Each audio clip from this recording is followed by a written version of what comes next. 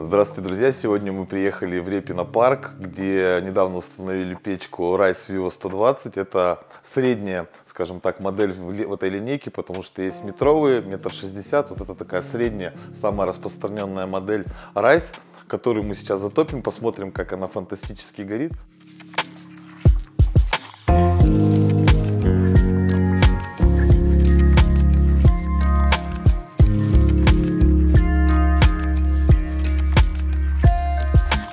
А сейчас хотелось бы поговорить не только про бренд Rise, но и возможности его кастомизации.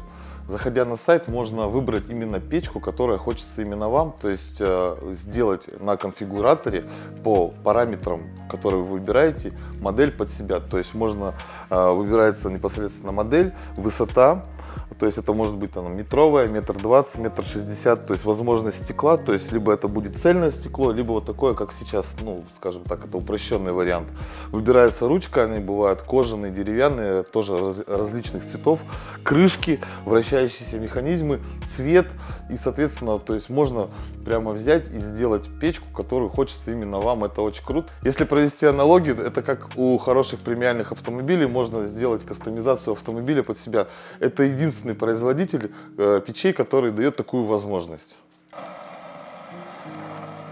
Значит, основным плюсом таких вот современных печей является их защита кожухом. Получается, сама печка находится внутри, а это защитный кожух, который защищает от жесткого инфракрасного излучения и дает возможность по паспорту ставить данную печку от деревянных конструкций на расстояние 7 сантиметров.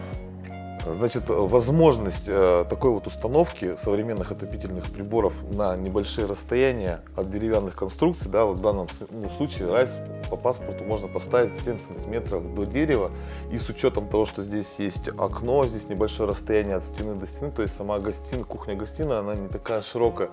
Печка очень эргономична и аккуратно встает в угол, не надо делать противопожарные стенки, и такое вот современное, такое лаконичное, эргономичное решение для небольших именно пространств, где нету большого расстояния, потому что если бы сюда мы поставили вот камин, да, вот такой там с Г-образной топкой, с современным вот этим прямым дизайном, как мы обычно ставим, здесь бы поставили телевизор, то если бы здесь стояла вот такая Г-образная топка, то на диване было бы уже некомфортно сидеть, потому что от стекла бы и из конвекционных решеток слишком большое, много было бы тепла, и в этой зоне было бы уже некомфортно находиться.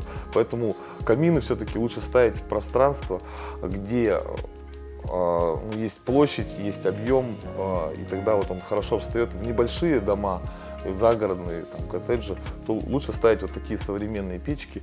Они ему позволят и отопить, да, в дом в случае каких-то там аварий, да, отключения электроэнергии или остановки котла. То есть всегда можно знать, что даже приехав на праздники, на выходные, либо просто пожить в загородный дом, в любом случае всегда будет тепло. Это очень первый важный момент. Ну и второй, это, конечно, уют, эстетика. Вот сейчас на улице февраль месяц, идет опять снег большими хлопьями, давление упало, и при растопке печки чувствовалось, как тяжело набирать нужную температуру, она еще новая у нас, вот, поэтому до сих пор даже немножко обгорает кремний-органическая краска, это как бы нормально. При первых 10 растопках в зонах может обгорать краска, это абсолютно такое нормальное явление. Вот. Очень важный момент при растопке: дверку лучше не закрывать до конца, чтобы дрова уже хорошо разгорелись, появилось хорошее декомпрессионное давление, тяга, и тогда уже, когда печка выйдет в рабочий режим, наберется в камере нужная температура, это примерно 400 градусов, 500, то дверку уже можно прикрывать, и тогда будет и чистое стекло, и сразу корректная работа печки. Тоже такой важный момент, который надо учесть при растопке, особенно в зимнее время года, когда падает давление. Вот печка чувствует, прямо набирает обороты, и появляется такое давление все больше и больше. Сидишь в этих двух стихиях и понимаешь, что загородная жизнь, она прекрасна. А я вас благодарю за просмотр, и давайте вместе наслаждаться магией огня.